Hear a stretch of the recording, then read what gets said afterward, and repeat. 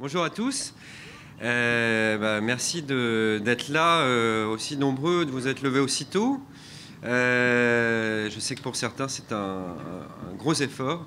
Mais en tout cas, tout le monde a l'air bien réveillé grâce au petit déjeuner gracieusement proposé par notre hôte Google.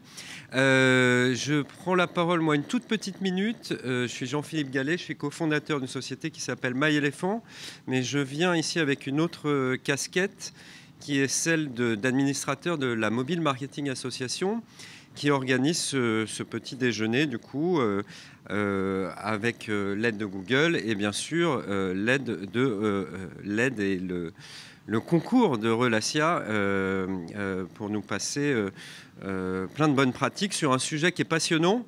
Le sujet de l'email au moment où on est complètement dans une ère mobile first.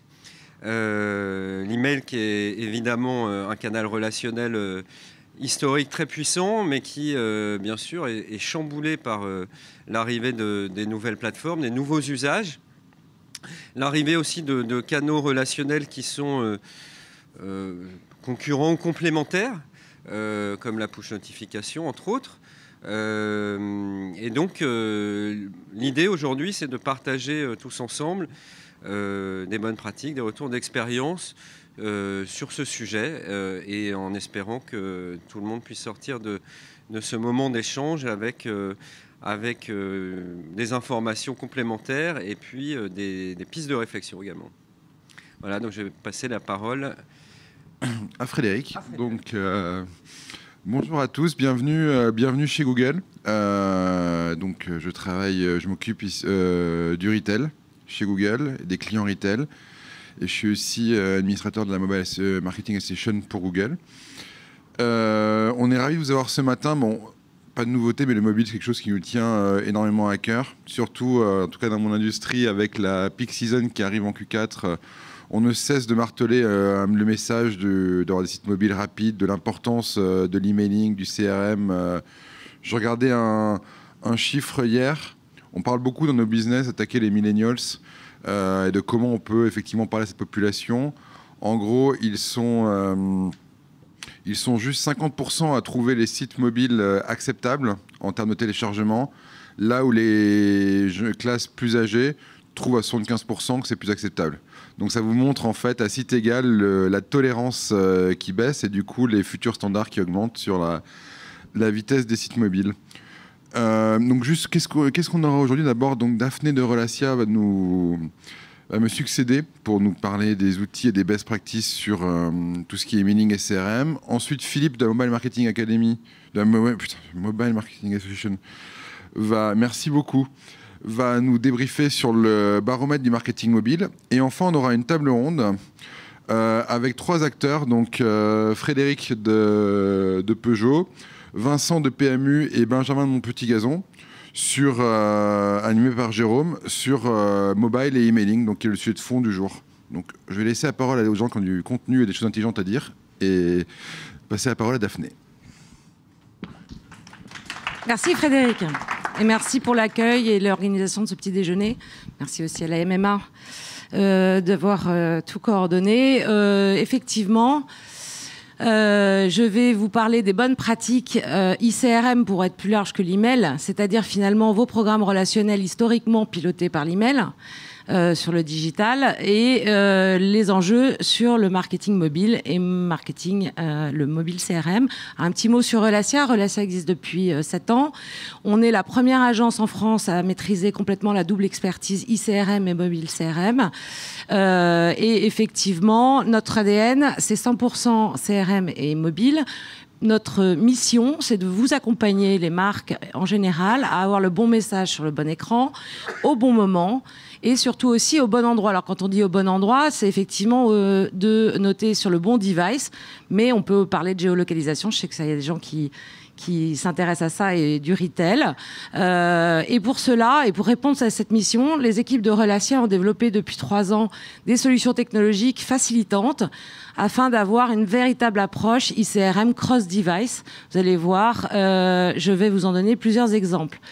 Alors, depuis 7 ans, on a accompagné plus d'une centaine de clients. On a un certain nombre de belles histoires à vous raconter. En 15 minutes, c'était compliqué de choisir lesquelles exactement. Mais pour la plupart de ces marques, on optimise finalement en premier lieu l'email. C'est souvent la première demande qui nous est faite. Donc, de les passer responsive. Je ne parlerai pas de cette partie-là ici, qui aujourd'hui est plutôt bien intégrée chez vous, mais de vous montrer comment on peut rendre encore ces emails responsive plus smart et, en règle générale, finalement, comment garantir un parcours optimal à vos mobinautes à partir de vos actions relationnelles au sein de votre activité. Le CRM et le mobile, c'est quoi? Faire un petit peu d'introduction. Finalement, le mobinaute, c'est comme ça que nous, on va l'appeler chez Relacia, c'est un contact qu'on trouve rarement dans vos bases de données. Le critère n'existe pas, vous avez parfois du mal à l'identifier, et en tout cas certainement pas traité comme une cible spécifique, alors que c'est un contact stratégique. Ces quelques chiffres peuvent le démontrer, mais je sais que vous allez avoir des chiffres beaucoup plus détaillés juste après moi. Mais pour résumer, on a près de 6 Français sur 10 qui sont des mobinautes, ils y passent 2h30 et moi un peu plus sur leur smartphone. Il est dit qu'il consulte plus de 220 fois dans la journée. Alors, on parle d'addiction quelquefois. Et le trafic web, dans sens large, devient phénoménal. En tout cas, dépasse sur le device mobile désormais le device desktop et devient crucial. Il est stratégique dans votre stratégie relationnelle, dans votre programme ICRM, car il est au cœur, ce mobile, du processus d'achat. On sait par notre équipe Data Mining, qui travaille régulièrement en fait, sur l'analyse des performances des programmes ICRM de nos clients, que plus d'un quart des paniers sur mobile, ceux qui ont été commencés sur mobile, pas forcément terminés sur mobile, vont néanmoins se transformer en achats.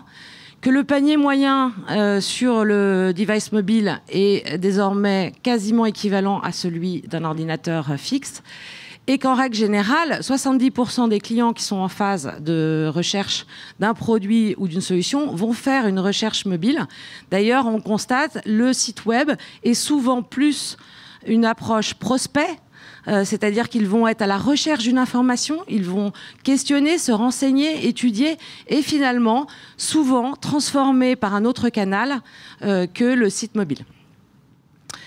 Notre définition du mobile CRM, pourquoi est-ce qu'on parle de mobile CRM? Finalement, c'est l'ensemble des solutions et dispositifs qui vont vous permettre d'optimiser le dialogue avec vos clients sur les différents terminaux mobiles.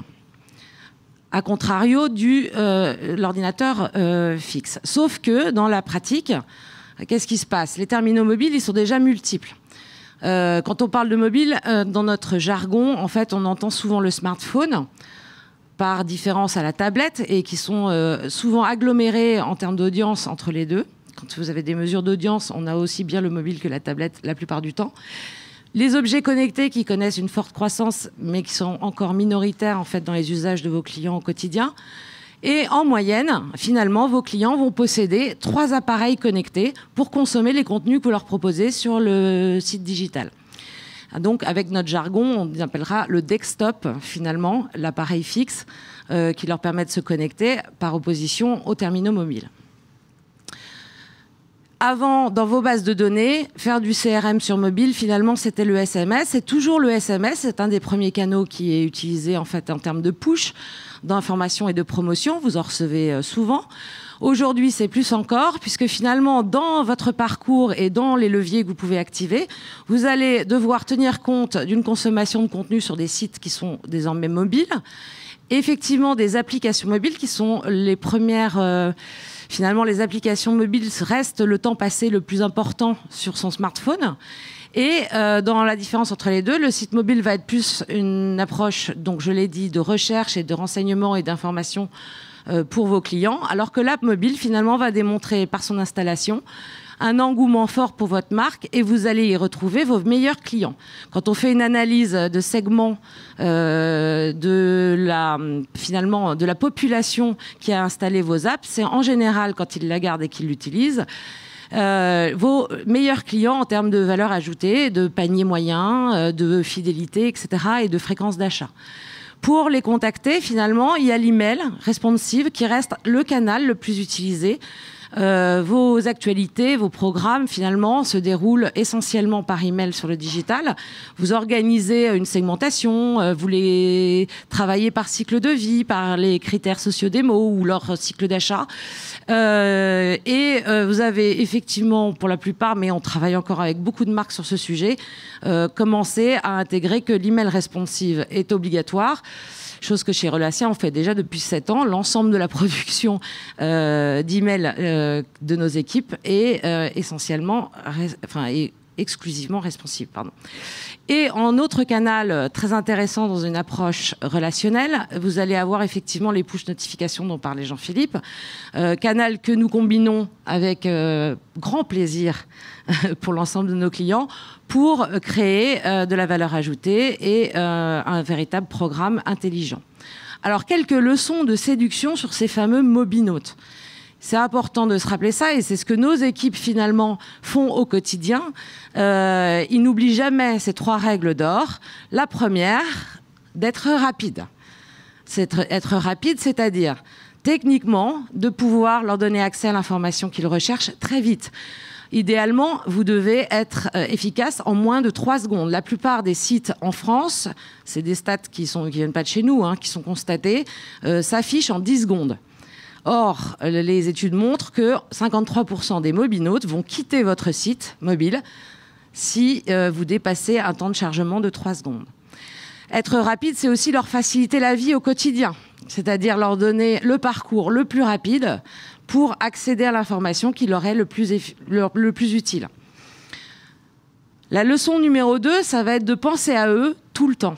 C'est déjà, ça paraît évident, mais finalement, testez tout ce que vous faites, vos dispositifs, à chaque clic, à chaque étape de votre tunnel de transformation et de vos opérations. Finalement, est-ce que vous avez constaté que l'expérience utilisateur est correcte sur un smartphone ?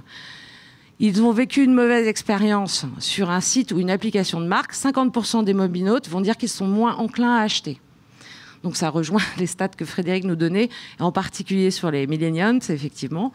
Donc c'est important, à tout instant, dans l'ensemble de vos actions, de penser à eux, de tester vos opérations sur cette approche. La 3e leçon, c'est que finalement, c'est quand ils veulent et où ils veulent. Et quels que soient vos problèmes techniques, l'organisation de vos plateformes, votre sujet de site mobile pas compatible ou pas complet, ou etc., c'est pas leur problème. Eux, ils vont utiliser indifféremment l'ensemble des devices connectés à toute heure et à tout moment de la journée, y compris la nuit. Et le meilleur exemple, c'est sur l'email, effectivement, puisque plus de 55%, et sur certains de nos clients, c'est encore plus important que ça, les emails vont être ouverts depuis un device mobile. Mais également, peut-être dans la seconde qui suit, sur leur ordinateur fixe et le soir même, le réouvrir sur leur tablette pour vérifier l'information que vous leur avez donnée. Donc vous ne pouvez pas, finalement, passer au travers d'organiser l'ensemble de la scénarisation de l'expérience utilisateur pour tenir compte de tous les scénarios. Alors, c'est pour ça qu'on a créé ces fameuses solutions qui vont vous faciliter la vie, vous dédouaner de vos problèmes techniques, de ne pas être obligé finalement de chambouler votre organisation et votre parcours. Et je vais vous raconter quelques belles histoires dans lesquelles on les met en œuvre. Et il fallait que je choisisse. Donc j'ai choisi les 3 moments de vie qui sont les plus demandés par nos clients sur les enjeux mobiles. Finalement, le fait de faire installer son app à ses clients, donc équiper les clients de la marque avec l'application mobile. Le fait de les engager dans cette app mobile, donc d'entretenir cette relation à travers l'app, et puis plus généralement de développer la valeur business du CA sur tous les leviers mobiles, donc là pas seulement app, l'ensemble des actions qu'on peut mener. On parlait d'email, donc email responsive évidemment, c'est un prérequis, on va dire. Sachez au passage d'ailleurs que responsive ne veut pas dire que se resizer, s'adapter à un écran, mais peut également être travaillé pour déclencher certains blocs de contenu à vos mobinautes et ou en cacher quand ils ne sont pas pertinents. Donc essayez de travailler finalement le contenu de vos emails aussi pour penser à ce qui est intéressant en mobilité et ce qui ne l'est pas. Le meilleur exemple pour ça, c'est par exemple si vous avez un réseau physique, eh bien, est-ce qu'il n'est pas intéressant de leur proposer d'aller à la boutique la plus proche plutôt que d'aller sur le site e-commerce lorsque vous avez une actualité? Parfois, ça peut être pertinent. Et pour les rendre encore plus intelligents, finalement, parfois, vous avez des contraintes techniques, vous avez des programmes relationnels, vous avez des équipes qui créent du contenu, une ligne éditoriale, vous avez un certain nombre d'emails qui partent dans l'année, et il est compliqué de créer un segment mobile note, comme je vous l'ai indiqué. Et donc, comment faire pour soutenir ces objectifs mobiles sans perturber par ailleurs, finalement, le plan éditorial que vous avez déjà prévu et les programmes que vous avez déjà mis en place? Eh bien, nous, on a créé une solution qui s'appelle Pixmail, qui est un tag que vous insérez dans vos templates sans jamais y toucher. Vous ne changez pas le contenu, vous ne changez pas le format, vous ne perturbez pas vos équipes et vos chargés de campagne. Vous mettez le tag et à distance, grâce à la plateforme, vous pouvez animer et changer des bannières qui vont s'adresser uniquement à vos mobinotes, c'est-à-dire à vos ouvreurs sur mobile. Pour l'objectif, par exemple, d'installer l'app, c'est un segment extrêmement qualitatif et près de 75% des downloads qui ont été générés par cette technologie vont être parmi les segments des loyal users de la marque, c'est-à-dire les clients les plus VIP en termes de valeur, de panier d'achat, etc. La Redoute aujourd'hui a systématisé l'intégration de Pixmail dans tous ses emails et donc anime régulièrement en fonction de l'actualité. Et vous voyez, on peut différencier et gérer des accroches différentes entre Google Play ou App Store. Si jamais c'est un enjeu, c'est finalement de s'adresser différemment à des mobinotes qui ont l'appli Android et des mobinotes qui ont l'appli iOS. Et puis, je peux continuer sur le format tablette ou le format smartphone. Finalement, vous pouvez réellement gérer à distance sans perturber votre prod des enjeux qui sont spécifiques à chaque device. On peut aller encore plus loin et un exemple ici, mais Peugeot tout à l'heure vous racontera peut-être plus ce qu'on fait en général puisqu'on travaille déjà depuis plus de 4 ans avec eux sur le programme d'animation de My Peugeot. L'enjeu d'installer et d'équiper les clients Peugeot avec l'appli Peugeot, My Peugeot, est très important puisqu'il permet finalement de détecter la relation, de suivre finalement le cycle de vie du véhicule et d'avoir des informations très qualifiantes pour le CRM. Donc on mène des actions et des dispositifs 360 toute l'année, régulièrement, sous forme d'invitations, de jeux, etc. Et effectivement, on ne peut pas s'adresser spécifiquement aux porteurs de smartphones par rapport aux autres dans l'ensemble du plan d'animation. Alors parfois, on peut faire une petite campagne un peu plus push, mais voilà. Et donc, on va au passage, au courant de l'année, envoyer plus de 6 millions d'emails responsives, évidemment, et insérer notre tag Pixmail. Mais en allant plus loin, on va insérer également des clics intelligents. C'est-à-dire, Link Dispatcher est une technologie qui vous permet de créer des scénarios sur ce qui va se passer derrière le clic dans vos emails. Globalement, la même chose que ce que je viens de vous raconter sur le fait d'afficher une bannière, mais derrière le clic, d'envoyer sur un contenu différencié en fonction que la personne soit sur un desktop, sur un mobile ou sur un mobile non éligible si jamais, par exemple, vous n'avez pas l'app Windows Phone développée. Donc, qu'est-ce que vous faites dans ce cas-là? Et également de pouvoir gérer, si c'est iOS, Android, tablette, etc., en termes d'équipement. Ceci permet finalement de mener des opérations régulières sans se préoccuper de savoir ce qui va se passer derrière et d'être sûr que dans tous les cas, derrière le clic, l'expérience de l'utilisateur va être parfaite par rapport à vos objectifs mobiles.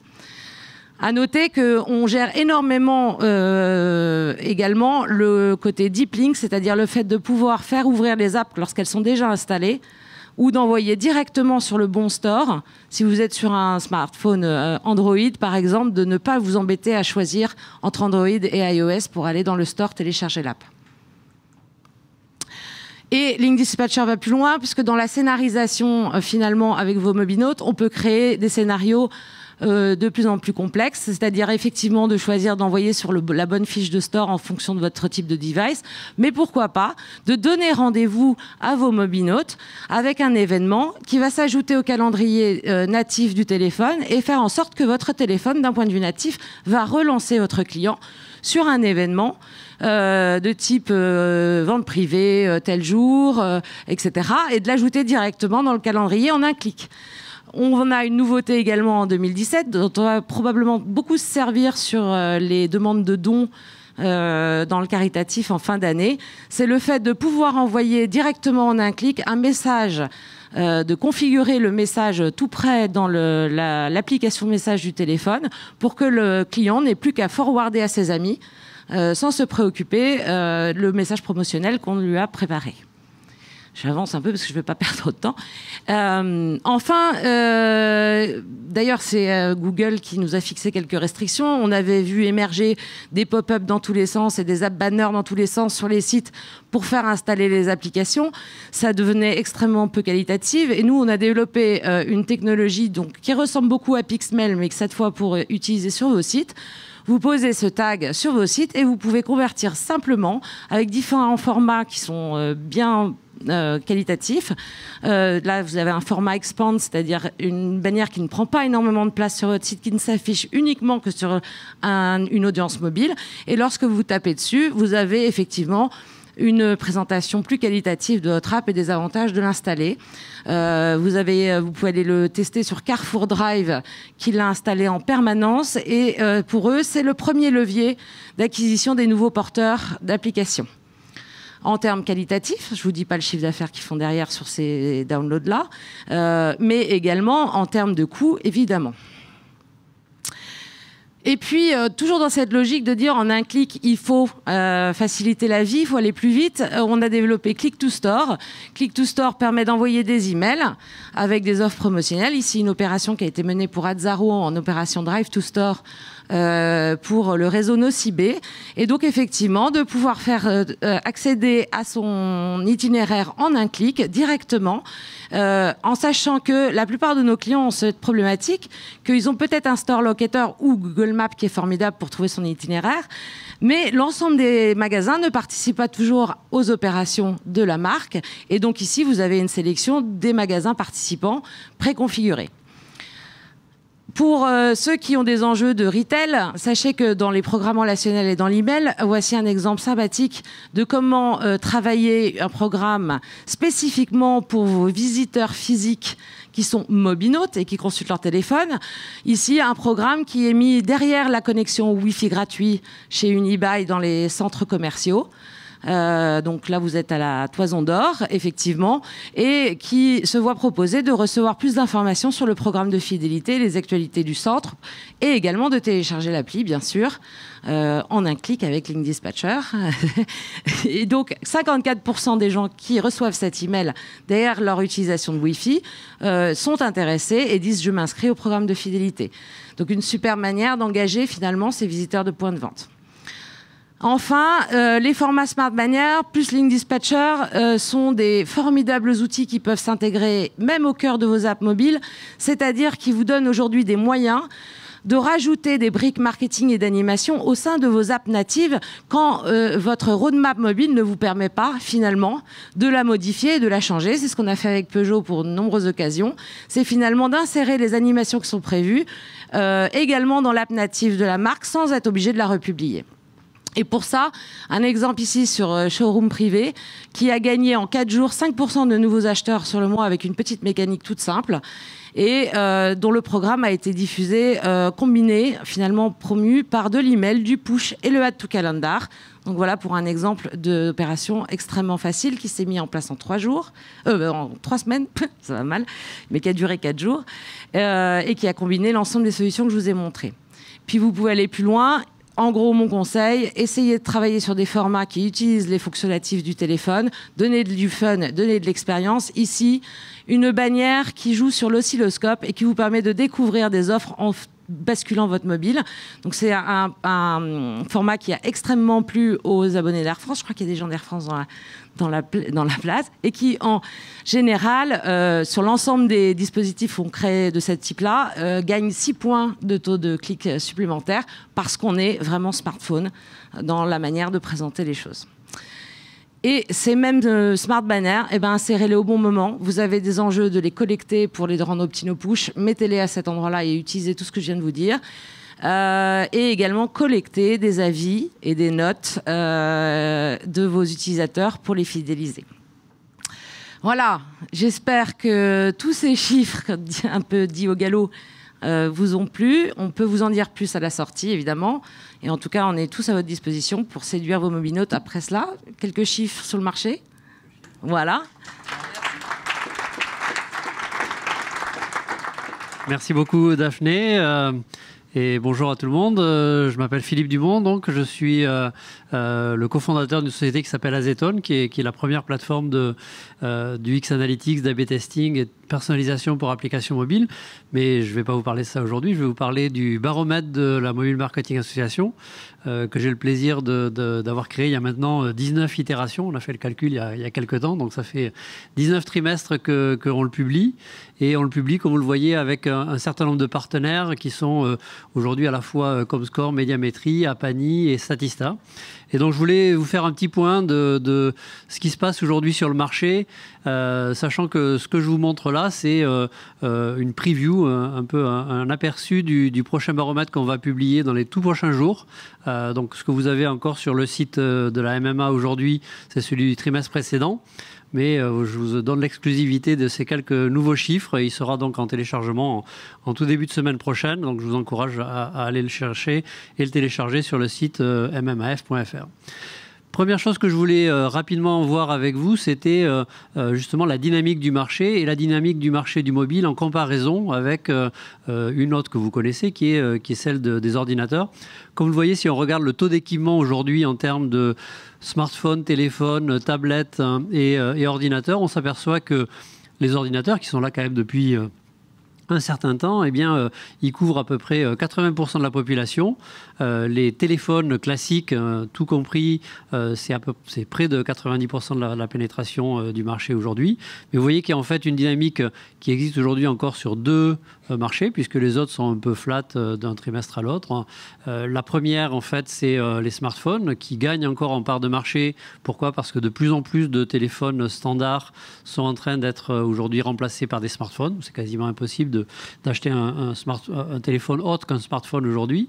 Et puis la deuxième chose, c'est les tablettes, qu'on a souvent un peu tendance à oublier en se disant, bon, les tablettes, les ventes, elles sont en train de diminuer. Et c'est vrai que ce n'est pas la même dynamique aujourd'hui sur le marché des ventes nouvelles de tablettes, mais comme il y a une rotation en fait, des tablettes qui est bien moindre que celle des smartphones, c'est-à-dire que les tablettes ont une durée de vie beaucoup plus grande, on s'aperçoit que, vous voyez, d'un trimestre à l'autre, la pénétration des tablettes en fait, continue de progresser en France. L'autre chose qui est assez intéressante de voir également, c'est qu'il y a une certaine stabilité sur quels sont les grands acteurs du marché. Android, c'est évidemment le leader et on est bien placé ici pour le reconnaître, à la fois sur les tablettes et sur les smartphones. Et c'est une part de marché qui d'ailleurs continue à légèrement s'améliorer de trimestre en trimestre. Le deuxième qui a une remarquable stabilité au travers de tous les trimestres qu'on a pu étudier, c'est iOS avec donc les tablettes et les smartphones Apple, qui aujourd'hui concerne entre 25 et 30% des devices. Et puis, globalement, ce qui s'est passé dans ces dernières années, c'est de plus en plus en fait, une cannibalisation des petits acteurs. Et le dernier grand acteur qui existait, qui est Windows, est en train en fait, de diminuer sur smartphone, moins sur tablette. Mais clairement, ce duopole entre Android et iOS tend à se confirmer trimestre après trimestre. L'autre chose qui est également intéressante, c'est de voir comment l'utilisation en fait, du smartphone est en train de modifier les habitudes des internautes au sens large. La première chose qu'on voit sur ce graphique, c'est quoi ? C'est que la pénétration en fait, du taux d'utilisation du mobile comme un moyen d'accès à Internet est en train de rattraper celui de l'Internet classique via les ordinateurs que l'on a tous sur nos bureaux. Et c'est bien évidemment dû à deux choses, à la fois au fait que l'architecture réseau est en train de se déployer, et notamment la 4G qui aujourd'hui correspond à peu près un taux d'équipement de 2 téléphones sur 3, de 2 smartphones sur 3, permet bien mieux qu'avant de consommer des contenus en ligne. Et puis, ça s'est traduit également, évidemment, par une consommation de plus en plus régulière des contenus. Et vous voyez qu'il y a une écrasante majorité aujourd'hui des gens qui consultent leur téléphone de manière très, très régulière, plusieurs fois par jour. Une grande partie encore qui le consulte au moins une fois par jour. Bref, une fois qu'on a fait ces deux segments-là, vous voyez, on atteint quelque chose comme 80 ou 85% des mobinotes. L'autre chose qui est également intéressante à analyser, et là on a pas mal de chiffres et notamment de nouveaux chiffres sur la démographie des utilisateurs. La première chose qui est intéressante de noter, c'est que aujourd'hui les smartphones, et vous en êtes conscient, c'est plus uniquement les millénials, c'est plus uniquement une frange de la population, ça concerne toutes les couches de la population. Et si on le compare en fait à la démographie française, c'est-à-dire à chacune de ces couches de population, on s'aperçoit que, alors sur certaines couches, on est arrivé à un taux de saturation de quasiment 100%. Vous voyez qu'aujourd'hui, globalement, si vous voulez vous adresser à quelqu'un qui a moins de 34 ans, bah, vous avez une pénétration de plus de 95%. Donc c'est assez conséquent. Si vous essayez de toucher quelqu'un qui a moins de 50 ans ou moins de 54 ans, vous êtes à plus de 78% de pénétration. Il y a probablement guère que pour la tranche des 55 ans et plus où il y a encore une marge de progression, où on a à peu près un senior entre guillemets sur deux qui est équipé, mais c'est aussi là une tranche de population qui est de plus en plus en train de s'équiper. Donc qu'est-ce que ça veut dire? Ça veut dire que à la fois en tranche d'âge, mais aussi en termes de couche de la population, on se trouve vers des mobinautes qui sont en train de plus en plus représenter la population française classique. Et vous le voyez ici, si on compare les couches socio-professionnelles avec les équipés en smartphone et donc les mobinautes, eh bien, aussi bien les CSP+, que les CSP- sont équitablement représentés parmi la population des mobinautes. Dernière chose qui est intéressante sur la démographie, c'est la pénétration des smartphones par région. Et là où c'est intéressant, c'est que, pareil, on a un certain nombre de préjugés ou en tout cas d'idées préconçues sur le sujet. Alors, ce que l'on voit, si on regarde juste l'analyse par région, on s'aperçoit qu'il y en a plein qui sont évidemment à l'Île-de-France. Jusque-là, je pense que vous seriez douté de cette chose-là.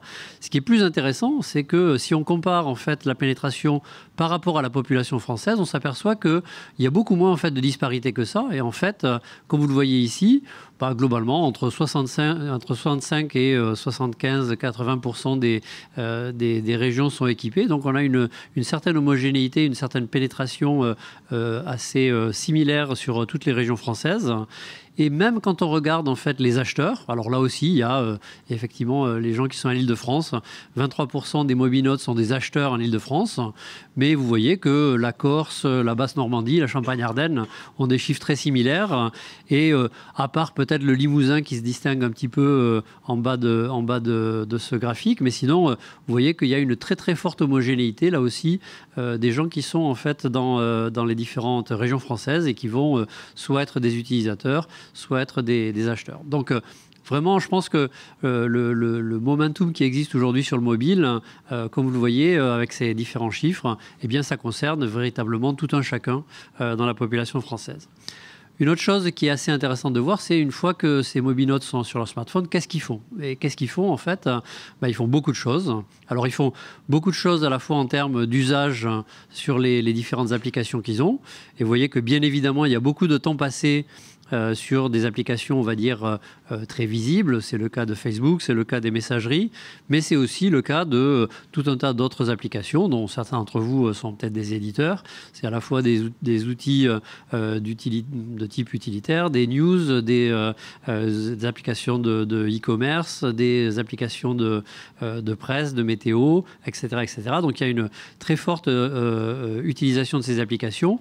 Et si on regarde réellement en fait l'engouement des mobinautes pour les applications, on s'aperçoit que à la fois en termes de temps passé, mais aussi en termes d'évolution de trimestre à l'autre, on s'aperçoit que l'appétit de consommation, il est de plus en plus important. Alors il est important évidemment parce qu'il y a quelques grosses applications qui trustent une bonne partie de ce temps-là, mais il y a aussi le fait qu'il y a beaucoup de consommation d'autres applications, et donc ça c'est plutôt une bonne nouvelle, à la fois parce qu'il y a quand même beaucoup de gens qui téléchargent des applications, et ça en fait c'est un chiffre qui est très stable dans le temps. Il y a à peu près un tiers des mobinautes, 26% en l'occurrence pour le mois de juillet, et 26% des mobinautes qui ont téléchargé au moins une application. Alors c'est vrai qu'il y a 75% qui ne l'ont pas fait, mais 26% qui téléchargent systématiquement, ça fait quand même 10 millions de personnes. 10 millions de personnes, si vous le mettez sur l'année, ça fait quand même 100 millions.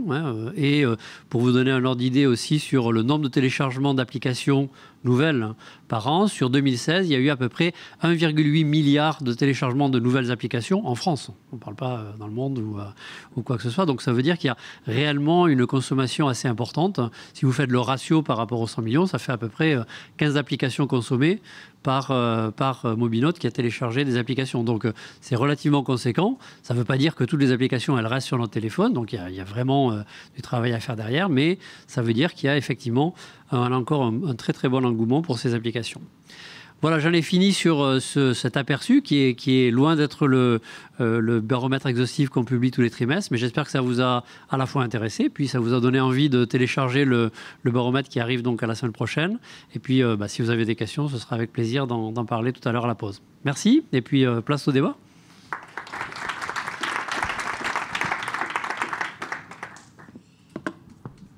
Bonjour à tous, je suis Jérôme Bouteiller, je suis en charge des contenus à la Mobile Marketing Association et il est temps évidemment de passer au temps du débat pour cette table ronde mobile et emailing. Alors j'invite Benjamin Fouquier, cofondateur de Mon Petit Gazon, Vincent Godino, responsable division BI Campagne Web Analyse chez PMU et Frédéric Tibéry, chef de projet CRM chez PSA Peugeot France, à me rejoindre sur scène.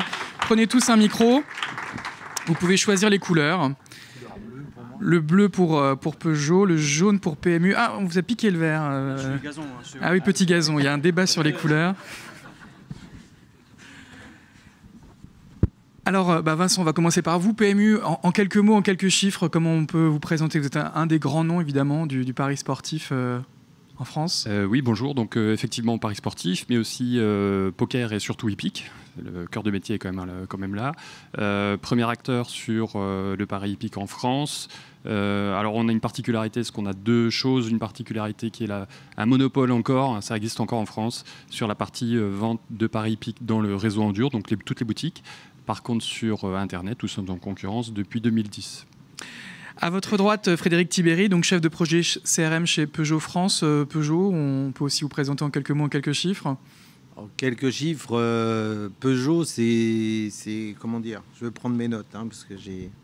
Voilà. C'est une des marques les plus dynamiques du marché automobile en ce moment. Oui, tout à fait. Très dynamique avec les nouvelles sorties des véhicules. On est en forte progression, je dirais, sur nos ventes aujourd'hui. On est même... les commandes, on a du mal même à livrer, donc vu l'arrivée de la gamme SUV que nous avons. Donc c'est vraiment dynamique en ce moment, et pourvu que ça continue.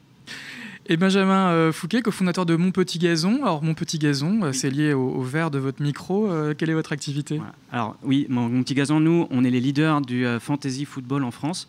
Le fantasy, c'est un secteur encore un peu méconnu en France, un peu plus en Europe, en Angleterre. Mais la fantasy consiste à pouvoir utiliser les données des performances des joueurs réels sur les terrains de football tout le week-end pour influer un jeu virtuel que nous avons créé. Très bien, alors on revient à Vincent. Avant de parler du mobile, on va peut-être faire un focus sur l'email. Que pèse ce canal dans votre activité digitale chez PMU, en volume peut-être, et quel est l'usage que vous en faites? Est-ce que c'est plutôt un outil d'acquisition ou un outil de fidélisation et de rétention de vos utilisateurs? Alors, nous, on a bien séparé les choses entre effectivement de l'acquisition et de la fidélisation. On se rend compte que taper dans le dur, comme on dit régulièrement, sur des bases de prospects qu'on loue, qu'on achète ou peu importe, les taux de rentabilité sont extrêmement faibles. Donc on se concentre sur l'email, sur toute la partie fidélisation.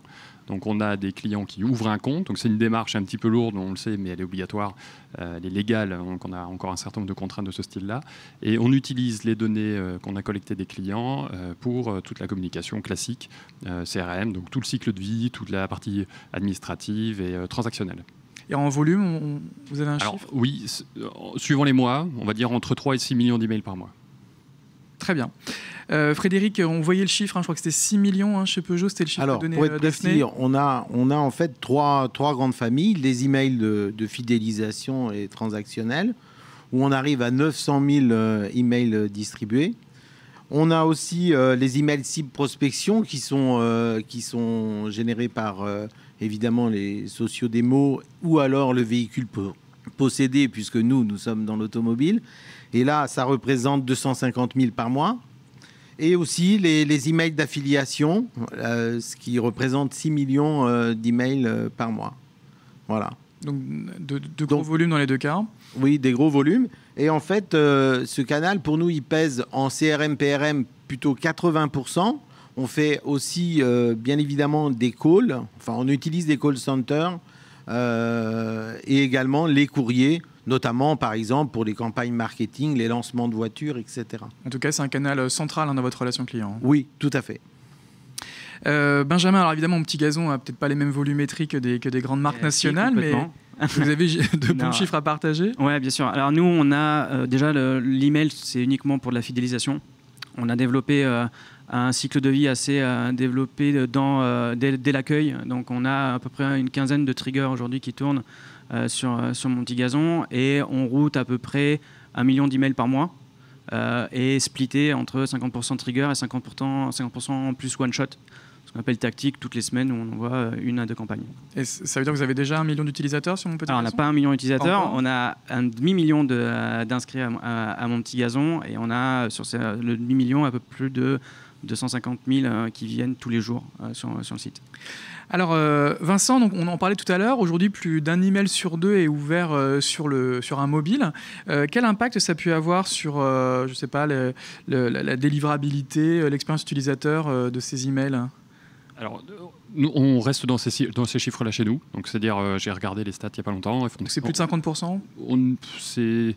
Ça tutoie les 50%. Donc, on a encore une majorité qui ouvre sur les ordinateurs. J'imagine que l'expérience client est plus facile dessus avec un écran physiquement plus large, donc plus d'informations affichées. Et ça rejoint un petit peu les problématiques sans doute de Mon Petit Gazon. On a besoin d'afficher énormément d'informations, que ce soit pour manipuler les joueurs ou pour prendre des paris. Ça a changé l'expérience utilisateur. La difficulté, c'est sur la taille de l'écran, qui nécessairement nécessite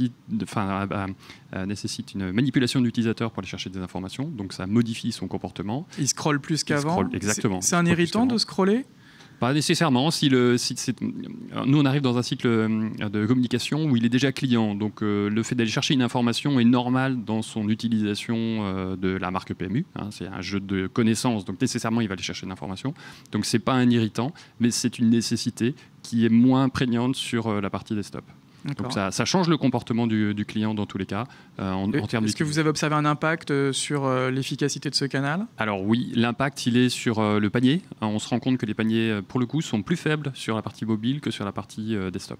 D'accord, et vous avez identifié pourquoi? Pour le moment, on n'a pas d'explication particulière. Il y a la rapidité de lancement et de fermeture des applications, alors que c'est un comportement probablement un petit peu plus réfléchi, entre guillemets, sur une ouverture d'un site internet avec une connexion qui est un petit peu, entre guillemets, plus lourde. Donc j'y reste un petit peu plus longtemps. Et le taux d'ouverture des emails est comparable? C'est comparable, oui. D'accord. Frédéric, mêmes observations chez Peugeot. Que pèse le mobile dans ces ouvertures? Le mobile, il pèse environ 50% par rapport. Et c'était au début, il y a 4 ans, pour info, il pesait 12% dans le cadre de nos jeux qu'on a fait d'ailleurs avec Relacia ici présent. Ah oui, donc très forte croissance. Une très forte croissance qui ne cesse de monter. Alors, bien évidemment, comme le disait Daphné tout à l'heure, il est important de développer des sites mobiles, c'est bien. Mais aussi, quand on dit responsive pour l'emailing, c'est très bien. Mais responsive, comme elle l'a précisé, ça ne veut pas dire uniquement le fait qu'il s'adapte. Effectivement, il faut quand même travailler à la limite pas sans limite d'ailleurs, sur cet email afin qu'il soit beaucoup plus fluide, enfin que le parcours soit facilité pour le client.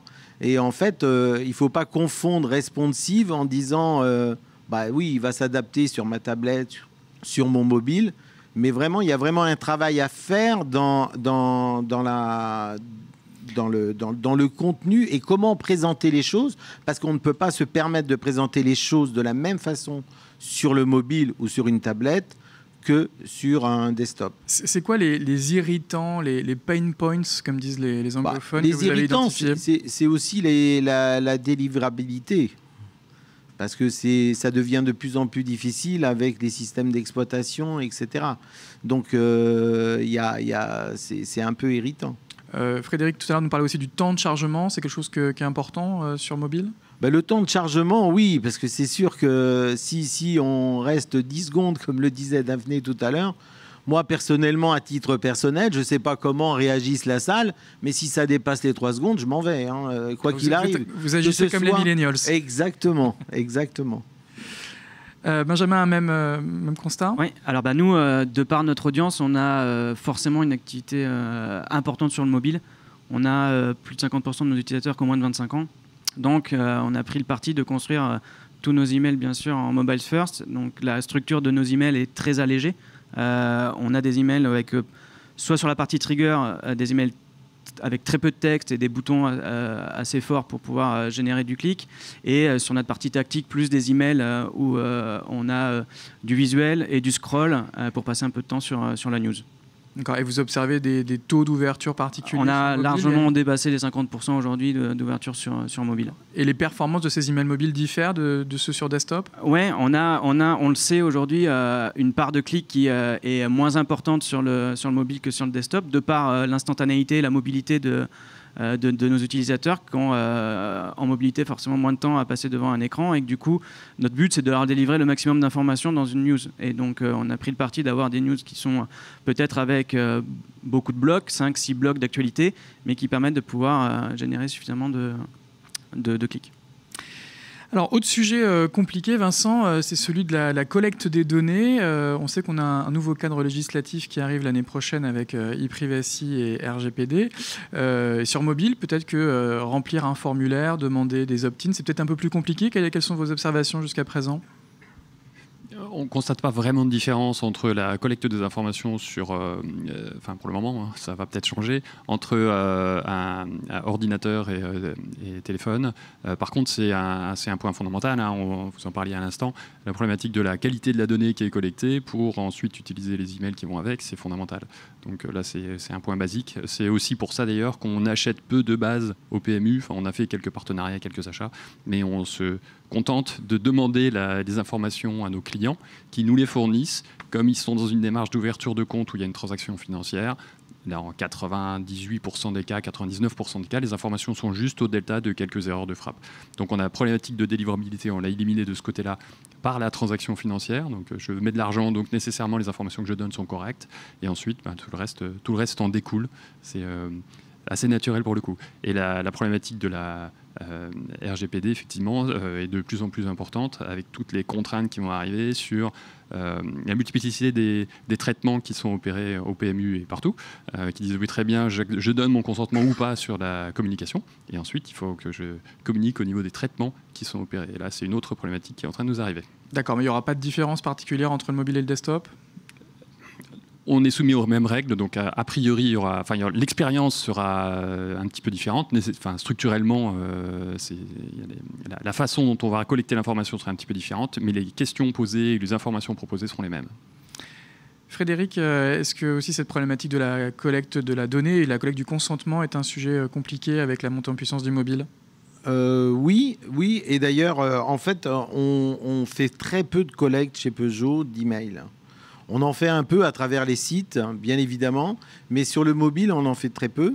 Et en fait, on utilise encore aujourd'hui l'enrichissement d'emails par des prestataires. Alors, ça vaut ce que ça vaut, ça c'est vrai. Mais à défaut, bien évidemment, on pourra évoluer, je dirais, vers autre chose. Mais pour l'instant, on utilise quand même pas mal l'enrichissement d'emails, notamment pour des cibles, on va dire... vers lesquels on les renvoie directement sur le site principal. Hein, c'est vraiment des leads, c'est pas des leads chauds, enfin c'est pas des emails destinés à une cible chaude, mais au moins voilà. Pourquoi faites-vous peu de collecte sur mobile ?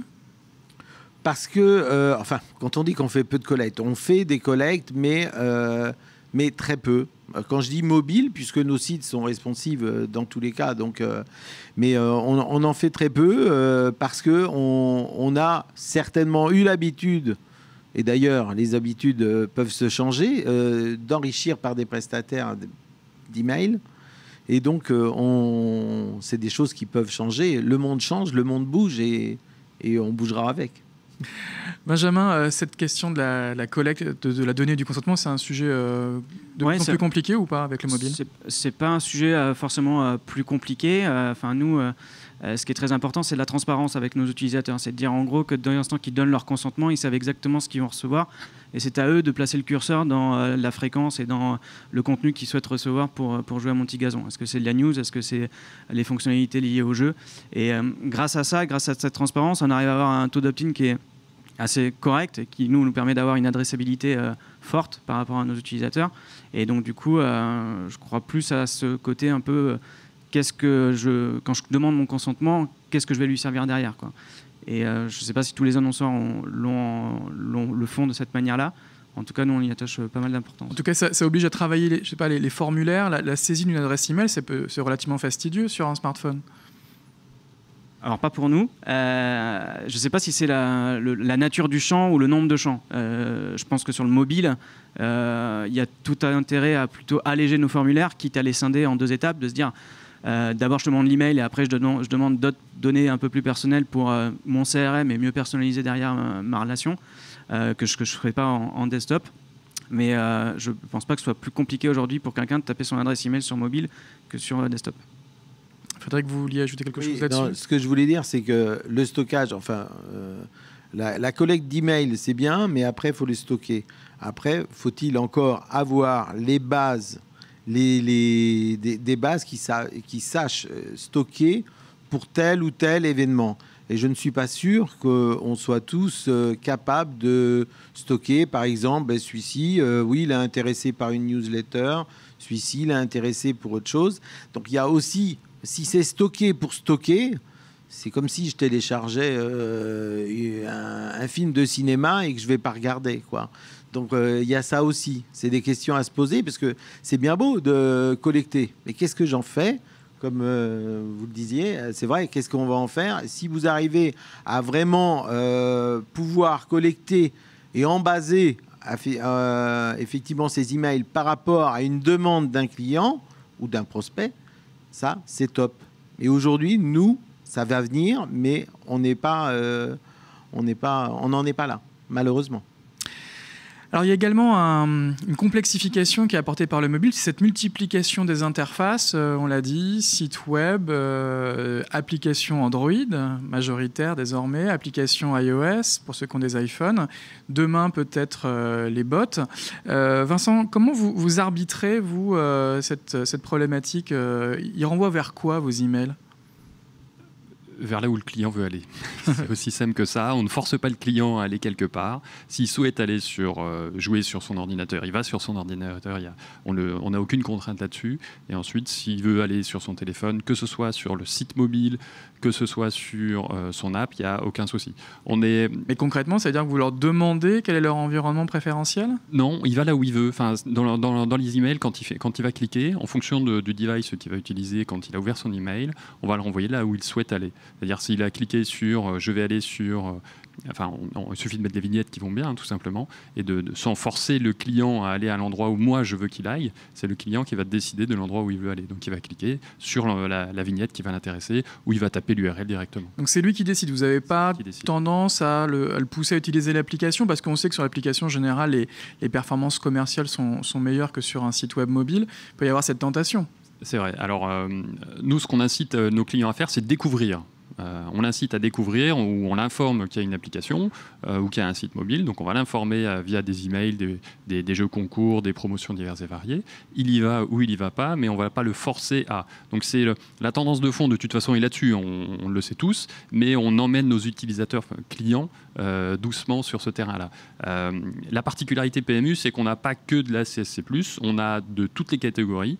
On a grosso modo 10% de la population française, mais avec plutôt une majorité CSP-, en particulier sur le domaine hippique.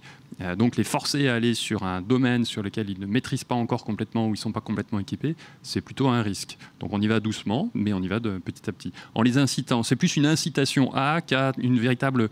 on ne veut pas les forcer à transformer leurs habitudes. On va les accompagner sur un changement d'habitude, ce qui n'est pas tout à fait la même démarche. Et vous faites du deep linking, vous renvoyez directement au cœur des applications? On aimerait beaucoup, mais on ne peut pas. Là, on a une contrainte qui est comme au niveau des banques, qui est de dire il faut que l'utilisateur, enfin le client qui va se loguer, il mette un identifiant, un mot de passe avec une connexion sécurisée. Donc on a une étape indispensable au milieu qui nous empêche de faire du deep linking. Pour des raisons de sécurité, tout à fait. D'accord. Frédéric, même question, des emails c'est bien, mais vous renvoyez vers quelle interface mobile? Alors, vers quelle interface? Alors, ça dépend. Ça dépend de l'audience, en fait. Si c'est peu qualifié, on va directement renvoyer sur la page Peugeot.fr, pour ne pas la citer. Si elle est, bien évidemment, si c'est vraiment la cible est chaude, c'est direct vers un formulaire, demande d'essai, etc. Et autrement, effectivement, on va générer aussi, ça c'est le troisième point, on va générer du trafic sur l'application MyPeugeot.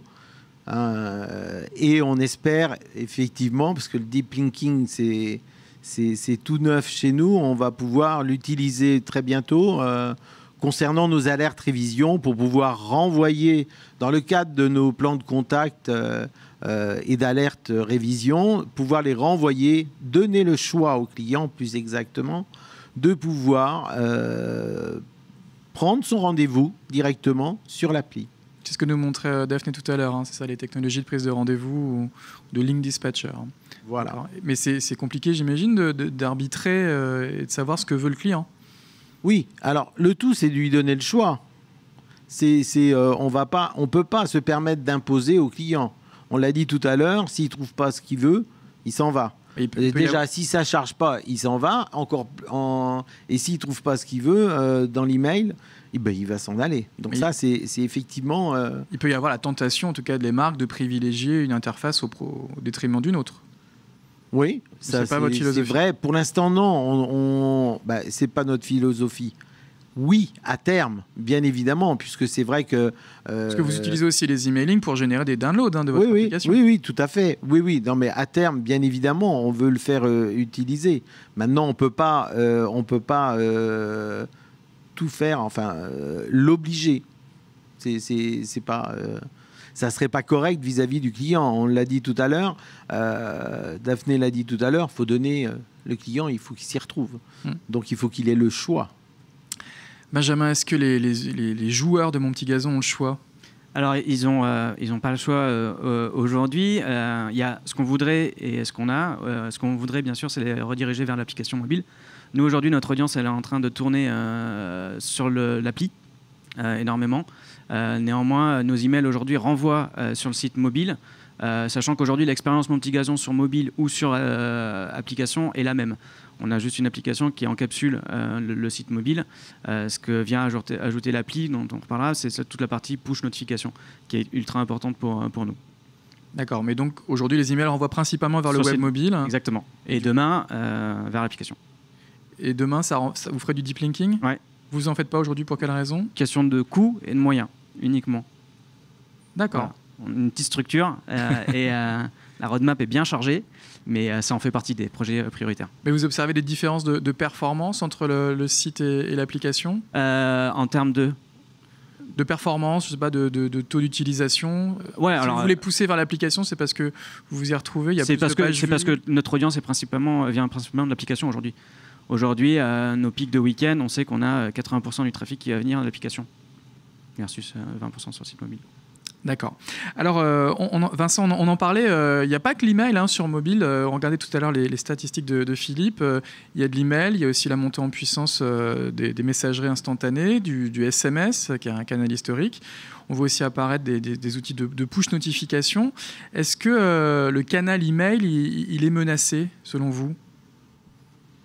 Ça fait très longtemps qu'on le dit. Ça fait, je pense, à peu près 5 ou 6 ans qu'on dit que l'email est mort. Et tous les ans, il est au même niveau. Alors, je ne dis pas qu'il va résister encore pendant 50 ans. Il est menacé, clairement, avec des nouveaux usages.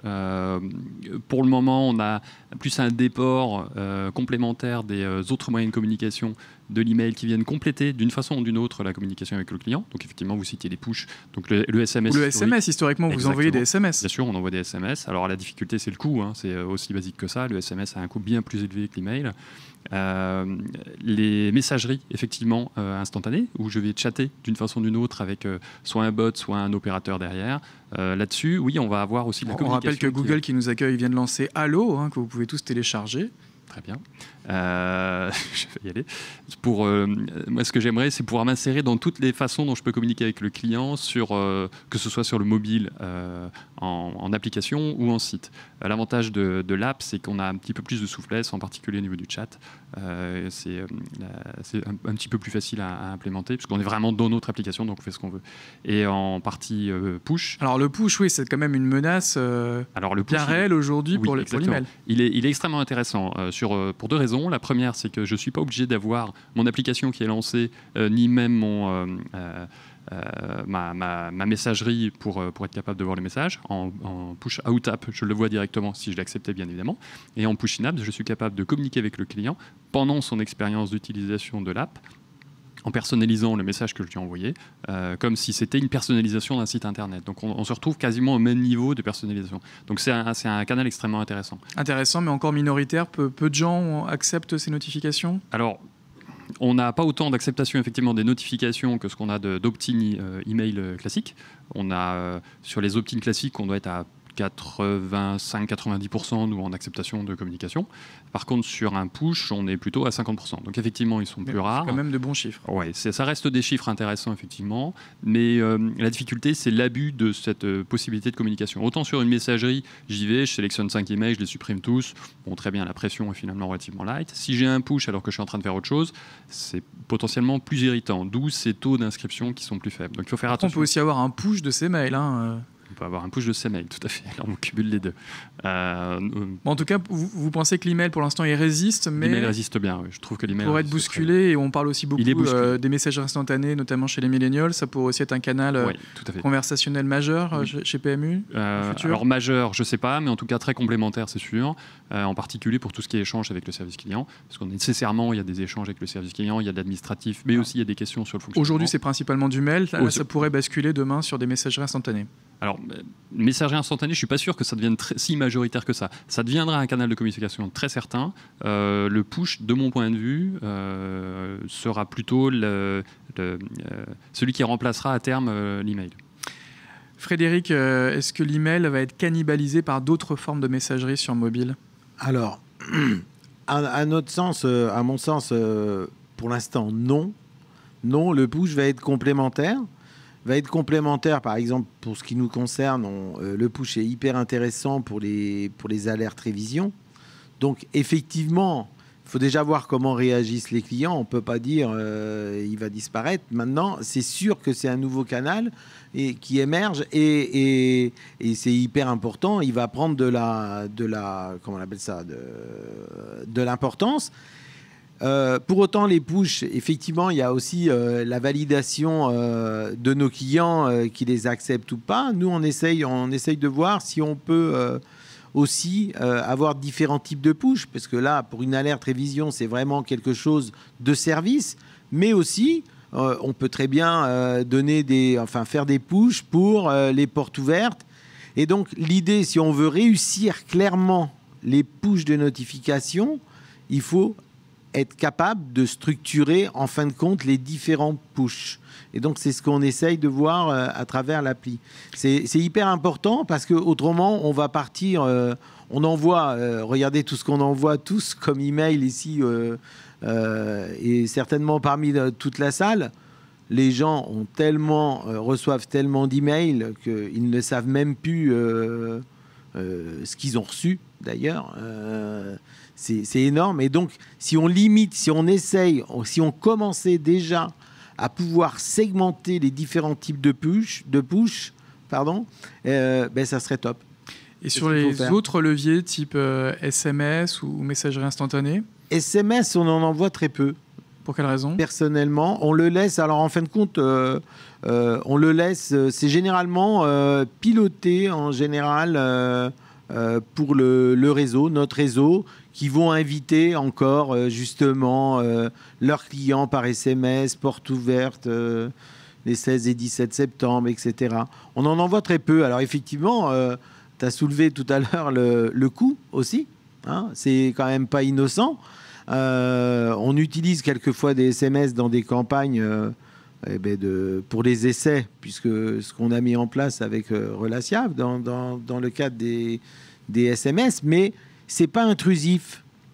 Voilà, ce qu'on utilise nous, du coup, je vais dire au central, si je puis me parler comme ça, c'est vraiment des SMS qui donnent, vous avez réservé un essai, rappelez-vous, vous avez votre essai est réservé. Donc, c'est pas intrusif. On n'utilise pas le SMS. Le SMS, le client peut le voir intrusif. Oh, il m'envoie encore les portes ouvertes, j'en ai marre. Donc, la messagerie instantanée, ça sera aussi un canal important dans le futur ?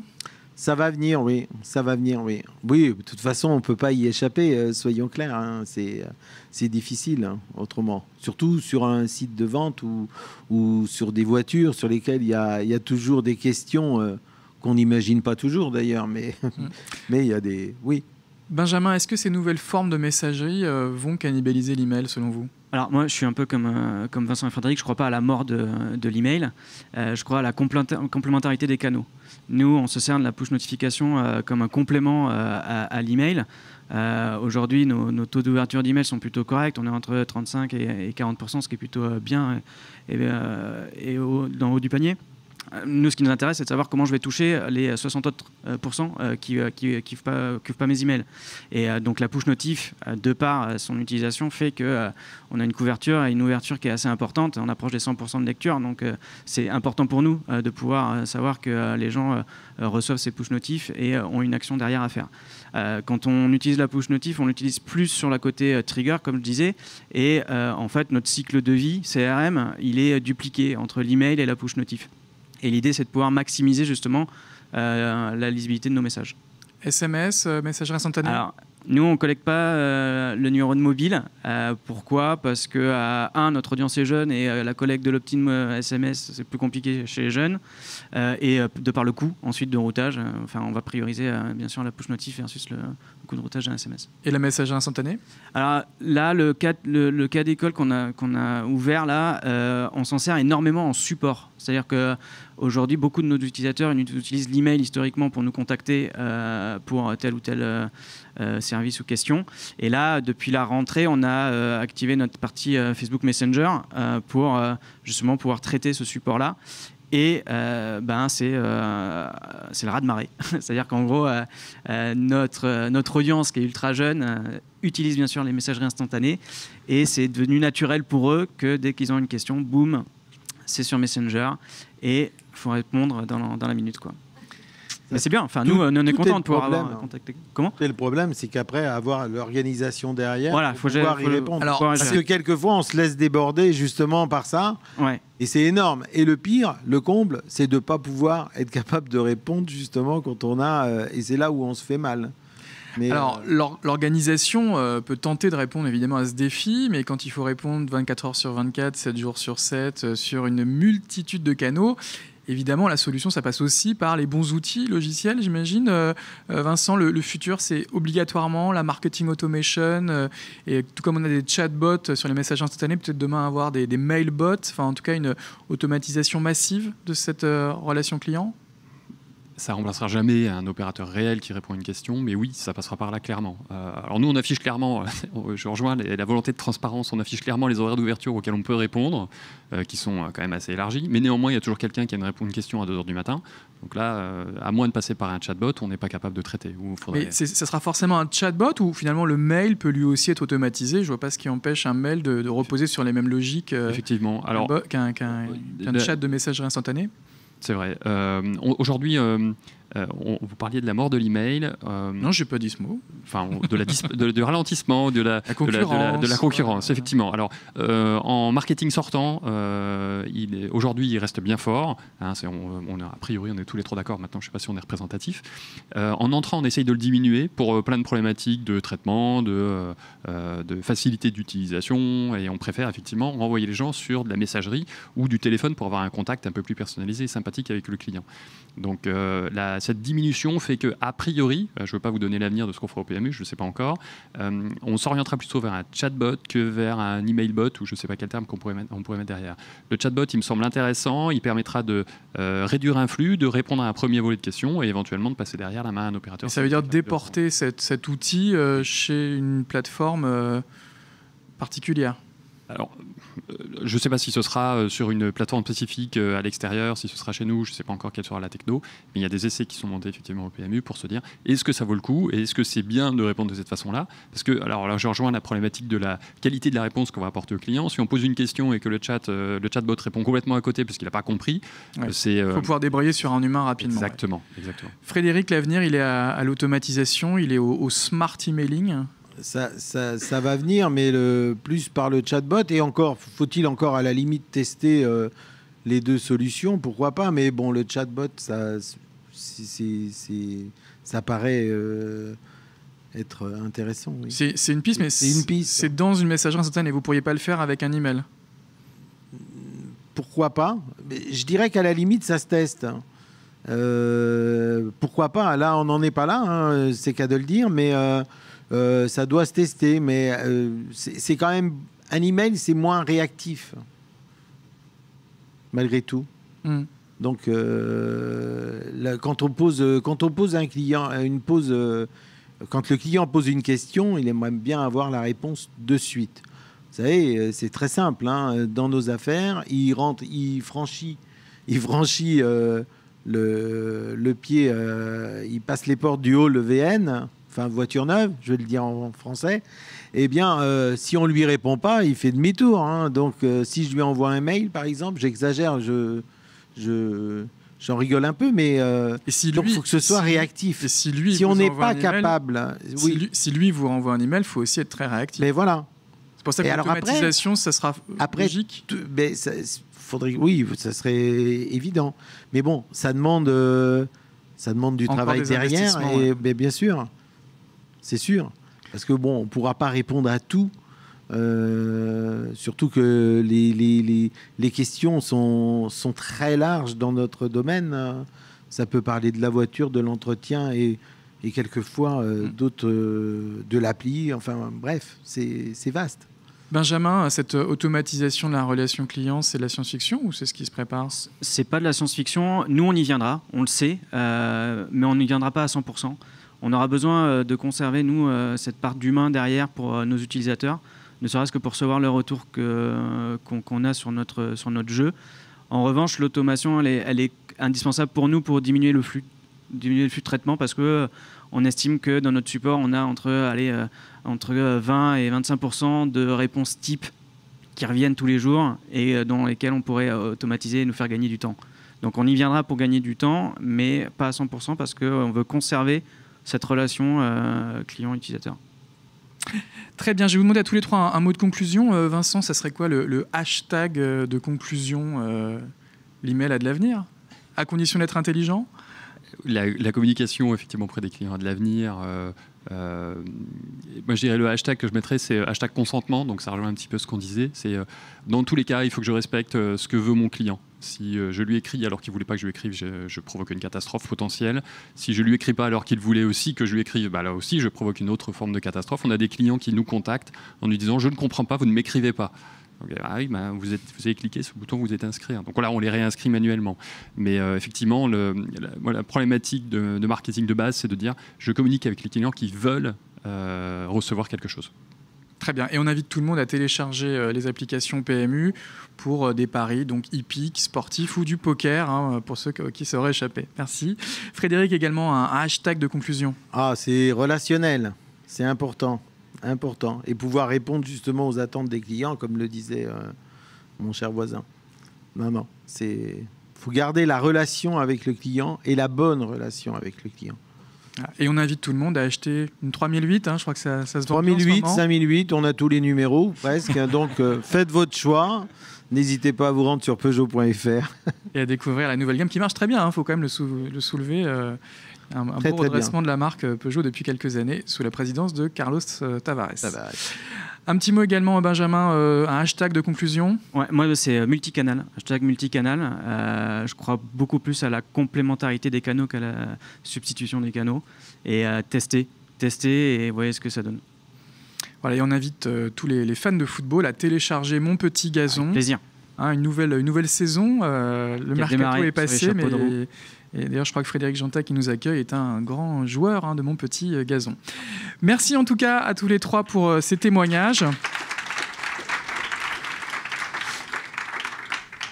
Yvette, l'heure de conclure. On va juste vous rappeler les prochains rendez-vous de la Mobile Marketing Association. Merci à tous les trois.